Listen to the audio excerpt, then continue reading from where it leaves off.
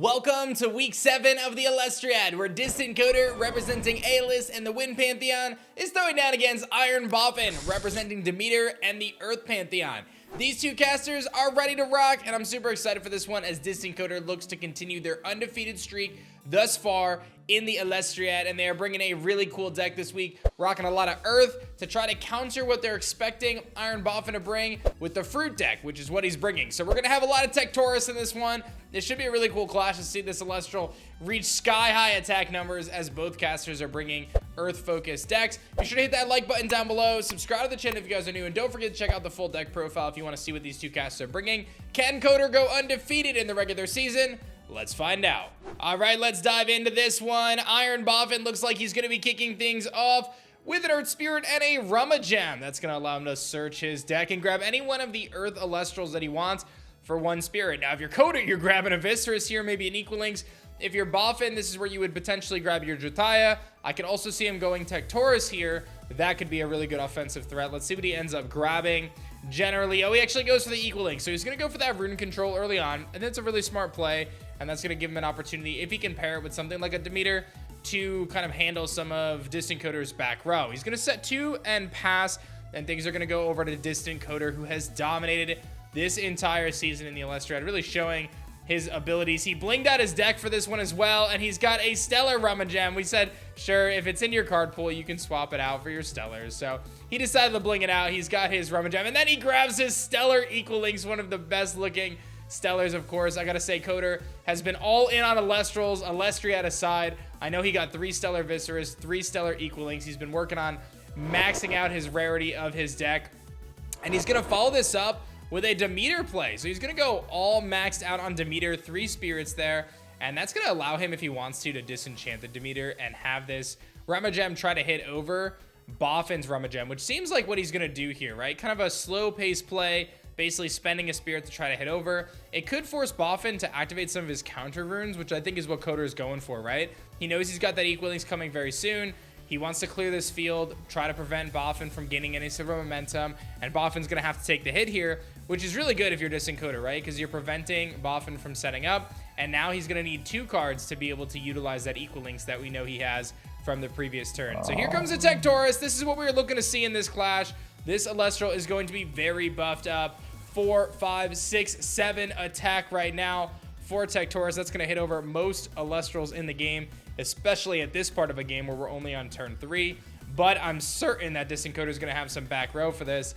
Is he going to utilize one of those counter runes?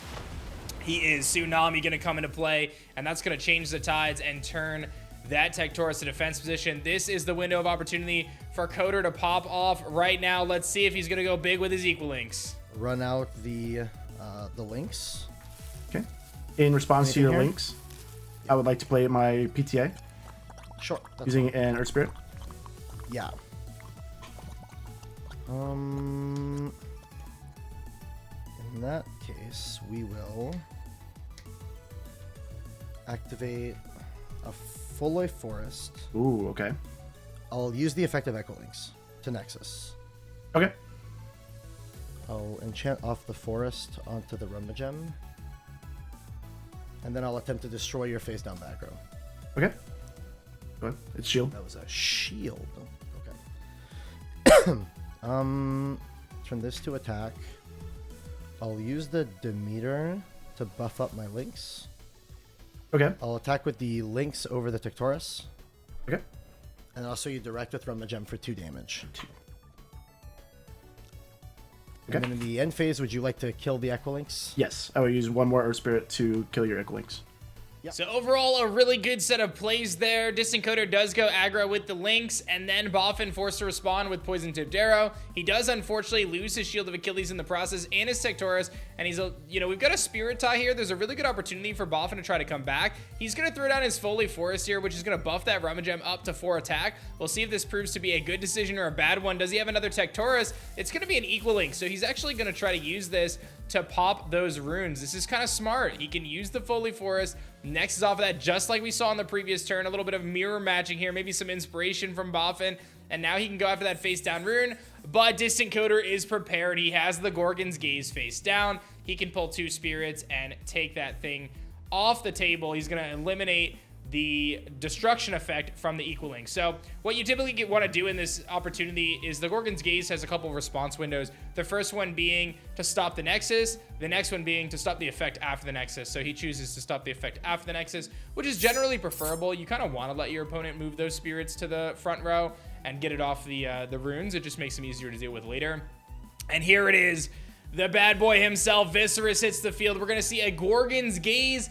And I will say, I think this may be a little bit of a misplay from Boffin's end. And the reason why I say that is there's a timing window that Boffin could have tried to take advantage of, and it's unclear whether or not it would have mattered because Coder could have used his Demeter.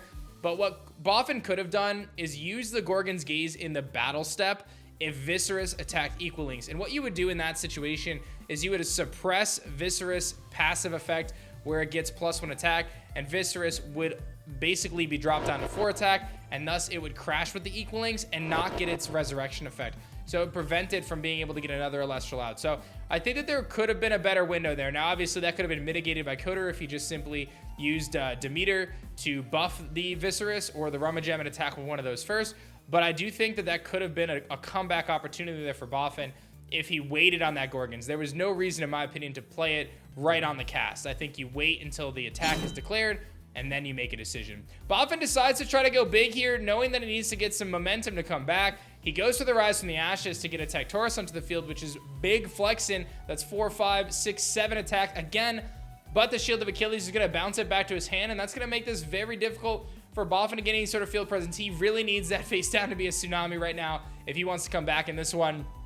DistantCoder sitting in a pretty good spot. He's going to drop down what looks to be an Ass Rabbit. This is only going to further his advantage as he can now look at the top 3 of his deck and add one of those to his hand. That could give him the back row support he's looking for to further fortify his defense as we see a rune hit the back row. And now he's going to go for the all-out onslaught attack, which would hit for 4 spirits of damage, most certainly putting Boffin in a position that's going to be very difficult to climb back from. Here comes that offensive barrage. And it seems as though Boffin has no responses to this onslaught. Rummagem hitting for 2, Viserys and Astrabbit all coming and crashing down into the spirit deck of IronBoffin, who's just left with 2 spirits. I've never seen someone need a Drataya and an Ambrosia combo more than Boffin needs right now. Will he have it? There's the Earth Spirit. Here's the Tectorus. This could actually be the game changer he needs. It's got a lot of power. He can hit over the Viserys if the back row from Coder is not significant. But with only 1 spirit left, this is going to be very difficult. You got to go after that Viserys. You got to get rid of that thing. Let's see if Boffin has any sort of answers here. He's going to set another card back row. He's got to go for the offensive. There's no way around it. Coder, all he needs is a counter rune that can save the day, and it's Tsunami. And that's looking like this one is going to be wrapped up pretty swiftly here. But we'll take a listen in for the final moments on Coder's end. But this one's looking pretty tough for IronBoffin. I will. I'll use 2 Earth Spirits to cast a Nog. Draw Nog. Yeah, you were scared of the Earthquake, weren't you? I was like, is he really playing Earthquake on my Tectoros BM? No. I'm like, you. I mean, hey, like, you got back row back there. I know I got back row, but like, still back row. Hurt my feelings a little bit. I'll use a Teratlis to enchant the Equilinx. I will use the effect of Equilinx to Nexus. Okay.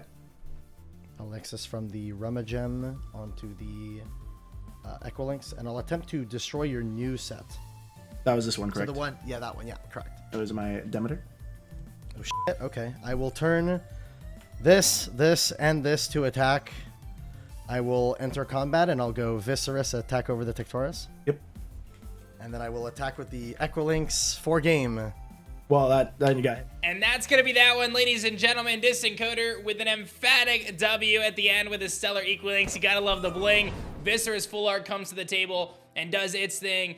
Honestly, Boffin did the best he could. He just wasn't able to get enough momentum off the jump. I do want to point out that Gorgon's Gaze play. Again, I wasn't sure exactly what the commentary was there and how that all played out, but there is some unique timing you can use with Gorgon's Gaze to potentially nullify that Viserys at the very least, instead of having things play out the way they did. I don't know if it would have made a huge difference. Coder had that really strong back row for most of the game there, and that's what kept him kind of at the offensive onslaught that he was able to provide. And again, clearing that Shield of Achilles early on, you know, keeping those offensive plays at bay, he was really prepared for the deck that Boffin brought, and Boffin wasn't able to execute any sort of combo stuff. So I think maybe some more points of reflection there for Boffin is maybe that first turn, instead of grabbing your equal links, if there's an opportunity to maybe start to think about that combo. I think he was running fruit again, you know, potentially grabbing some of those pieces. I don't think equal links is a bad pickup there either way. But I think at the end of the day, Coder had the better Earth deck, and he was better equipped throughout the entire Elestriad to be prepared for a clash like this. So I hope you guys enjoyed it. Be sure to hit that like button down below. Subscribe to the channel if you guys are new. Big shouts to Boffin, hung out there. Joined the Elestriad. Never really played Elestrals a ton before outside of hanging out with me back in the marathon times. And Coder, obviously, he finishes undefeated going to the playoffs. That's that. We'll see you guys for the next clash, and we'll see you guys for playoffs soon.